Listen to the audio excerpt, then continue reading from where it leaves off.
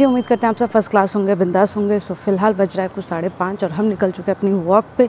और वैसे वीकेंड है, वीकेंड पे वॉक पे ज़रूर जाते हैं क्योंकि बाहर का खाना पीना अल-वल ज़्यादा हो जाता है।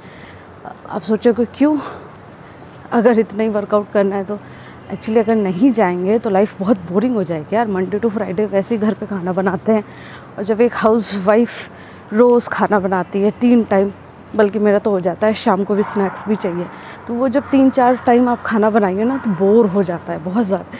क्या बनाएं, इसीलिए ब्रेक लो, वीकेंड पे बाहर जाओ, मस्त खा के आओ तो लाइफ बोर ना हो जाए। इसीलिए आउटिंग इज़ मोर इम्पॉर्टेंट, और उसको बरकरार रखने के लिए fitness is also very important. आज का पूरा वर्कआउट हो चुका है डन, और हमने कुछ 48 मिनट में अपने 4 किलोमीटर कवर किए। नॉर्मली होता था कि 1 घंटा लग जाता था वर्कआउट को वाइंड अप करने में, 4 किलोमीटर कवर करने में मेरे को प्रॉपर 1 घंटा लग जाता था।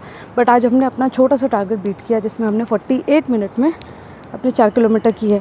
आधा वॉक करी, आधा रनिंग किया। और एक चीज़ मैंने रियलाइज़ करी है बिकॉज ऑफ स्विमिंग, मुझे भी अभी पता चला कि जब आप रनिंग करते हैं ना तो मुंह बंद करके रनिंग करिए। मतलब आप एक लंबी सांस लीजिए, उसके बाद रनिंग करिए। और अगर आप मुंह खोल कर रनिंग करते हैं तो आप ज़्यादा देर तक रन नहीं कर पाएंगे, क्योंकि स्विमिंग में सिखाते हैं सांसों पे कंट्रोल करना, सांस को होल्ड करना। तो स्विमिंग वैसे भी बेस्ट एक्सरसाइज है, तो वो चीज़ मुझे यहाँ से मिली। बहुत अच्छा लग रहा है कि आप अपने छोटे छोटे चैलेंजेस को आप अचीव कर रहे हैं, और आपको लग रहा है कि नहीं, भले आप 30s क्रॉस हो चुके हैं बट हिम्मत अभी भी जवान है। तो यस, 30 क्रॉस हो चुका है अपन का। तो अभी यही है कि एग्जैक्ट डेट हम आपको बताएंगे नहीं कि कितने के हो गए हैं, क्योंकि बताते नहीं है ना, नॉर्मली लड़कियां नहीं बताती हैं। तो फिलहाल अपना पूरा वर्कआउट हो चुका है वाइंड अप।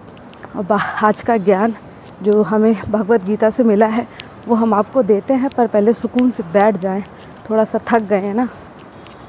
श्री कृष्ण अपने 4थे अध्याय में कहते हैं कि जैसे जलती हुई अग्नि में ईंधन डालने से ईंधन खत्म हो जाता है, वैसे ही ज्ञान रूपी अग्नि में आपके सारे कर्म खत्म हो जाते हैं। ईंधन को आप आग में डालते हैं तो ईंधन बचता नहीं है, पूरी ईंधन आग बन जाता है। उसी तरह से जब आपको ज्ञान प्राप्त होता है तो आपके सारे कर्म कहीं ना कहीं पूरी तरह से ख़त्म हो जाते हैं। इसका मतलब ये नहीं है कि हम कर्म करना छोड़ दें, कर्म करिए, पर उसको अपना कर्तव्य मान के उसकी फल की इच्छा को छोड़ दीजिए। तो इसीलिए हमें अपने कर्म करते रहना चाहिए, और जो उसका परिणाम है वो ऊपर वाले पे छोड़ दीजिए। वो बहुत बड़ा है, और वो आपके जो भी आपने जिस हिसाब से अपने कर्म किए होंगे ना, उसका फल वो दे ही देगा। आप उसकी इच्छा मत करिए। आप अपना वर्कआउट, योगा, मेडिटेशन करते रहिए। ये मत सोचिए कि ये कम नहीं हो रहा है। कहीं ना कहीं आपके कर्मों में कमी होगी, इसलिए वो चीज़ें आपके साथ हो नहीं रही। तो अपने कर्म अच्छे रखिए। तो हमारा मेडिटेशन भी डन हो गया है। और एक चीज़ मैं बोलना चाहूँगी कि मैं स्पेशली उनको बोलना चाहूँगी, मतलब वर्किंग लेडीज़ के साथ भी बड़ा इशू होता है कि ऑफिस में बहुत काम होता है, बॉस को लेकर के चिंताएं बॉस से बन रही है, और काम का प्रेशर, ऊपर से फिर आपको एक गिल्ट भी होता है कि यार बच्चा नहीं अच्छे से मैनेज हो पा रहा, मैं बच्चे को टाइम नहीं दे पा रही हूँ। मतलब वर्किंग वुमेंस का भी अलग इशू है, और हाउस वाइफ का भी एक अलग इशू है। उनको ऐसा लगता है कि हमारी आज़ादी छिन गई, हम सिर्फ बच्चा पाल रहे हैं, हमारे फाइनेंशियल्स हमारे हाथ में नहीं हैं। तो अगर आप दोनों के प्रोस्पेक्टिव देखें तो दोनों अपनी जगह कहीं ना कहीं गिल्ट में हैं। वो पैसे कमा रही हैं बट उनके पास समय नहीं है बच्चों को टाइम देने का। जो पैसे नहीं कमा रही हैं उनको गिल्ट है कि हम कहीं स्टैंड नहीं कर रहे हैं। तो मैं उन सबसे कहूँगी कि यार थोड़ा सा बैठ करके अपने लिए, अपने आप को समय दो। आपका पूरा दिन आप अपने स्टार्ट करो, अपने मेडिटेशन से स्टार्ट करो। आप 15-20 मिनट का मेडिटेशन करो। ऐसा करने से क्या होगा, आपका दिमाग संतुलित रहेगा। जब दिमाग संतुलित रहेगा तो चीज़ों को आप और अच्छे से कर पाओगे, बिना फ्रस्ट्रेशन के कर पाओगे, बिना चिड़चिड़ाहट के कर पाओगे। आजकल लोगों की लाइफ में बहुत सी प्रॉब्लम चल रही हैं, वो अलग अलग चीज़ों को लेकर के बहुत फ्रस्ट्रेटेड रहते हैं। तो उन सब चीज़ों से बचने के लिए मैं आपको यही सजेस्ट करूँगी कि पहले आप थोड़ा सा योगा करिए। योगा से जब आपकी बॉडी हीट हो जाती है, उसके बाद जब आप मेडिटेशन करते हैं तो आप मेडिटेशन में काफ़ी डीप जा सकते हैं। और बस मैं यही कहना चाहूँगी। तो ये जनाब उठ चुके थे और समय हो रहा था कुछ 7:30, तो हमने कहा क्यों नहीं इनको भी वॉक पे लेकर आया जाए।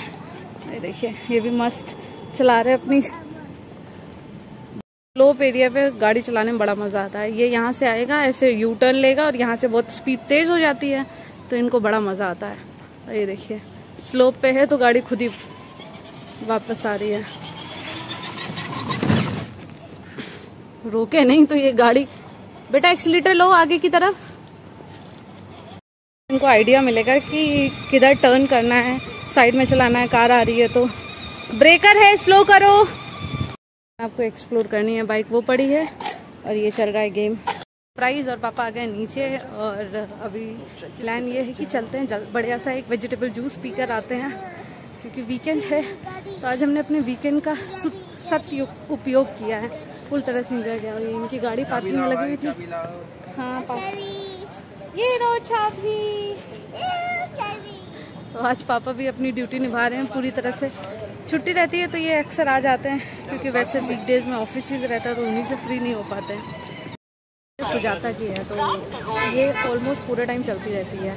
और भैया कहते हैं 1.5 साल के अंदर ये मिक्सी निपट जाती है, क्योंकि पूरा टाइम ये जूस रहता है। ये रहा हमारा जूस। तो हमने बनवाया था मस्त कैरेट और बीटरूट का, जो कि बहुत अच्छा है अपने स्किन के लिए। नेक्स्ट टाइम डिटॉक्स के लिए भी इनके पास बहुत अच्छा जूस है, वो ट्राई करेंगे। और ठाकुर साहब के लिए पैक कर दिया, वो घर पे जाके पियेंगे, एंजॉय करते अपना जूस। जा रहे हैं दिल्ली। कहाँ जा रहे हैं? वहाँ पे कोई एक साउथ इंडियन रेस्टोरेंट है, क्या नाम है उसका? चिदम्बरम करके है। वो काफ़ी ज़्यादा रिनाउंड और फेमस है फॉर दिस साउथ इंडियन खाना। तो वही हम लोग सोचे कि आज का ब्रेकफास्ट हम वहीं पे करेंगे। और ये देखिए माँ बेटे पूरा रेड रेड रेड रेड पहने हुए हैं, शेड ऑफ रेड। मेरा थोड़ा सा डिफरेंट है, इनका तो प्रॉपर रेड है। सो यहाँ से जो समय दिखा रहा है वो कुछ आधे घंटे का रास्ता है। तो चलिए चलते हैं और आपको सफ़र दिखाते हैं और अपनी वो जगह भी दिखाते हैं जहाँ पे हम आज खाने वाले हैं।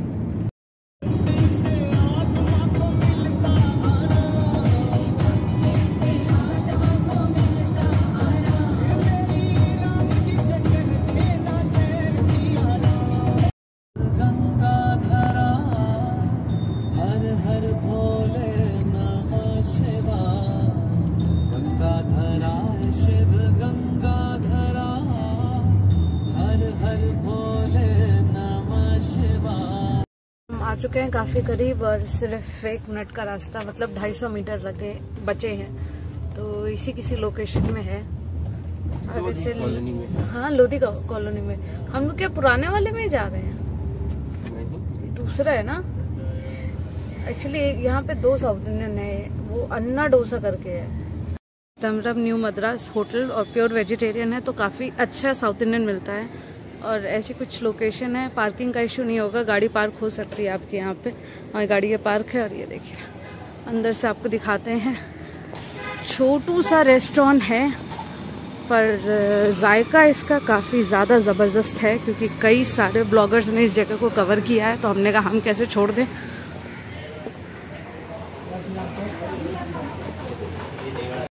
और इसके एम्बियंस की बात करें, बहुत नॉर्मल सा है, छोटा सा एम्बियंस है। मतलब आप देख लीजिए बहुत चार टेबल इधर पड़ी हुई हैं और एकदम सेम सेक्शन इधर पीछे है इस तरफ। तो यहाँ पे भी कुछ 3-4 टेबल वगैरह पड़ी है। ज़्यादातर तो लोग बाहर खड़े होकर के खाते हैं, क्योंकि हम जल्दी आए हैं। 8 बजे ओपन हो जाता है।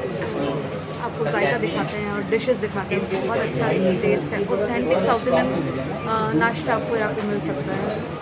हमने ऑर्डर की बीटरूट चटनी, उसके साथ कोकोनट चटनी, सांभर और इसके साथ हरी चटनी भी थी। और ये थी हमारी थट्टे इडली। थट्टे इडली नॉर्मल इडली का बड़ा वर्जन है और इसमें ऊपर से पूड़ी पाउडर डालते हैं, घी डालते हैं। ये साउथ की काफ़ी ऑथेंटिक डिश है। और टेस्ट की बात करूँ तो ऑलरेडी खाया हुआ है, तो बहुत अच्छा टेस्ट होता है हमेशा इसका। इसका टेस्ट बिल्कुल वैसा है जैसा हम बेंगलोर में खाते थे, मतलब ऑथेंटिक थट्टे इडली। मस्त पूड़ी पाउडर पड़ा हुआ है इसके ऊपर, घी में एकदम डूबी हुई है। और जायके की बात करें तो काफ़ी शानदार है।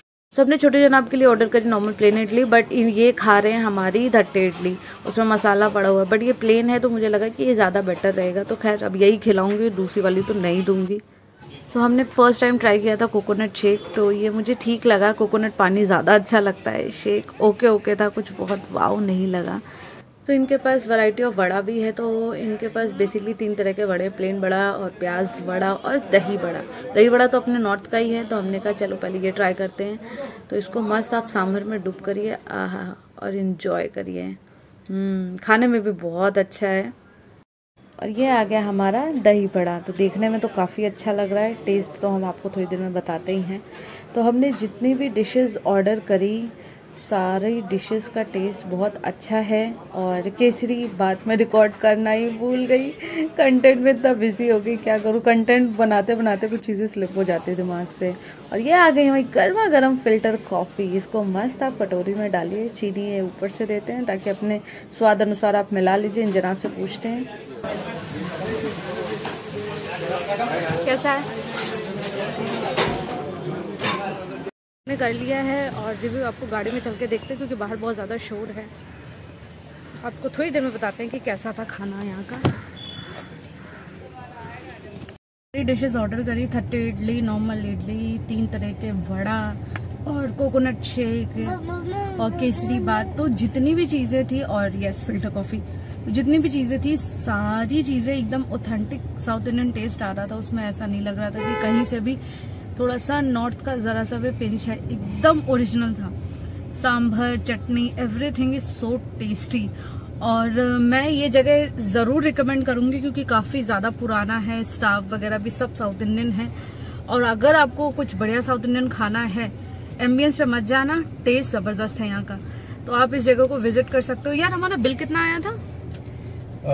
670। बताइए, 670 हमारा बिल आया। तो टेस्ट तो है ही अच्छा, पैसे भी अच्छे हैं। Overall very good experience, must recommend this place.